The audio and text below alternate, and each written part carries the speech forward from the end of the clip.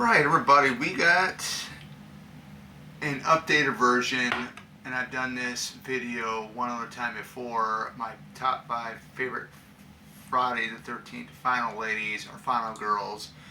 Um, my list has changed just a little bit, not by much, but just a little bit, so we're going to go through them. We're going to go, one being my number one favorite, all the way to number 5.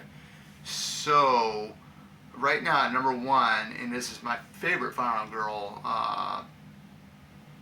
Ginny Field from Friday the 13th Part 2. The first one, the face Jason, to go ahead and just basically use her child psychology skills to fool him when she was in the shack. She had no place to go, guys. She was at a dead end, and she had to think of something really, really quick to put on Mrs. Voorhees' sweater and to pretend that she was his mother, which was really, really smart that way. Because where else would you have gone? I mean, you're trapped, and here he is in the doorway. Number 2 is Chris Higgins. This character, she has had a Jason encounter previously, which that would have been really interesting. I believe that was like between the events of Friday the 13th Part 2. So I believe it was like between 1 and 2, maybe, I think, or between 2 and the third one, she had the encounter with in the woods when she had the argument with her parents and her mom hit her, and because she was out all night, pretty much all night with Rick. So very, very strong character. I love how Dana Kimmel portrays Chris. I just love every minute of it. The chase scene with her and Jason was really, really well done. It was probably one of the best chase scenes we've had, that we have had in the Friday the 13th franchise with the final girl.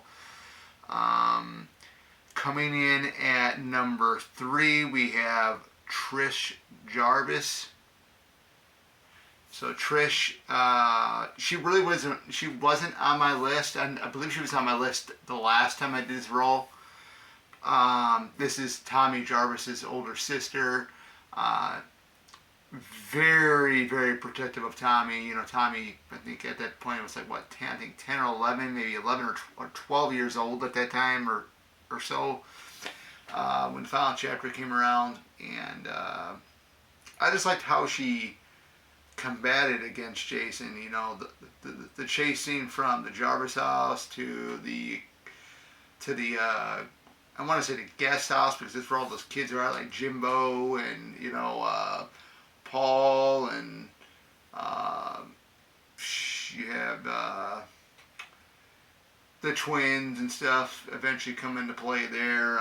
Quite a few different people that are the twins weren't a part of their group. They just met them along the way. But Trish definitely is one of those girls that's very, very the next door type girl.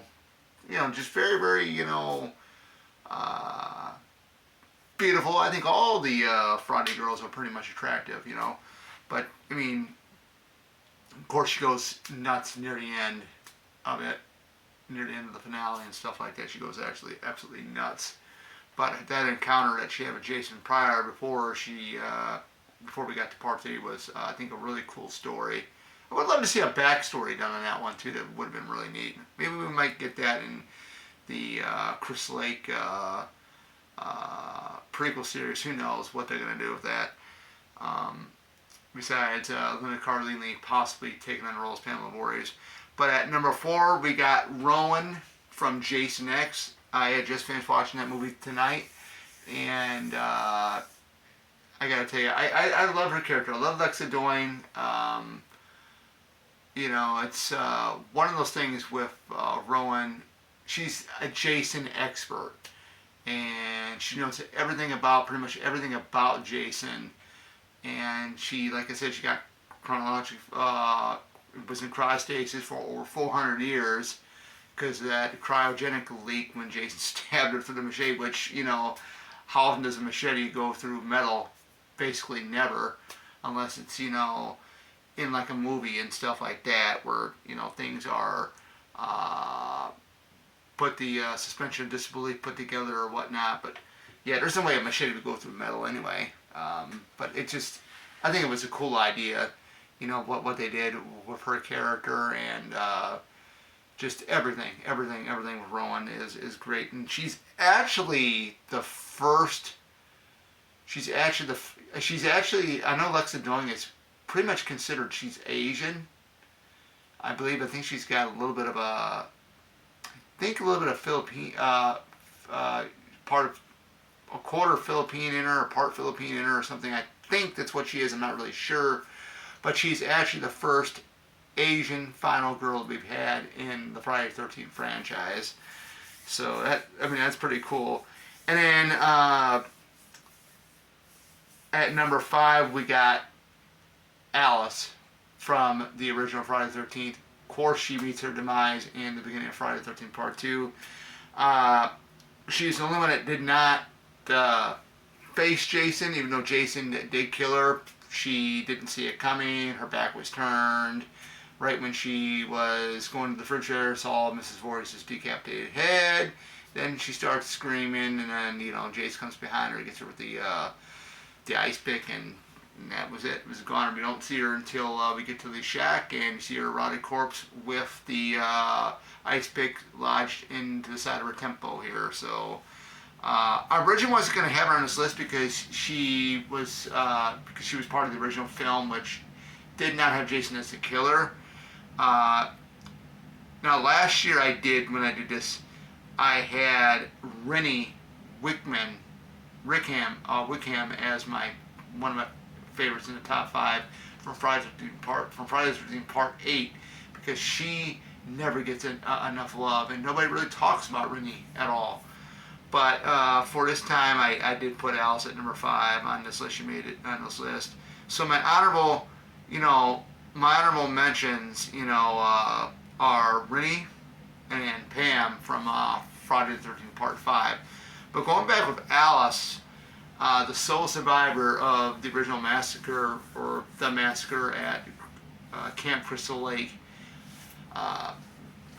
it's just that moment when she has to kick into her senses and what she's got to do to fight to stay alive against Mrs. Voorhees, and ultimately she decapitates Mrs. Voorhees with machete chop to the head, and the head comes popping off, and and that's that. So to be it until we get that dream sequence, and then that was a surprise shocker. Even when I was a kid, when I saw it on VHS for the first time, I nearly jumped when I seen that, because I wasn't expecting that to even happen. But yeah, so Alice is on my top 5 this year. I mean, last year was Rennie that was in the top 5, but all my other ones had stayed. All the other 4, like Ginny, Chris, Trish, and Rowan, they all stayed the same. But with further ado, guys, this is it. Let's get ready for the weekend here, and I hope everybody's going to have a great one. And I'm looking forward to this weather getting warm enough so I can go out kayaking and whatnot. But this is it. Oracle sign out. Take care, and you guys have a great Friday.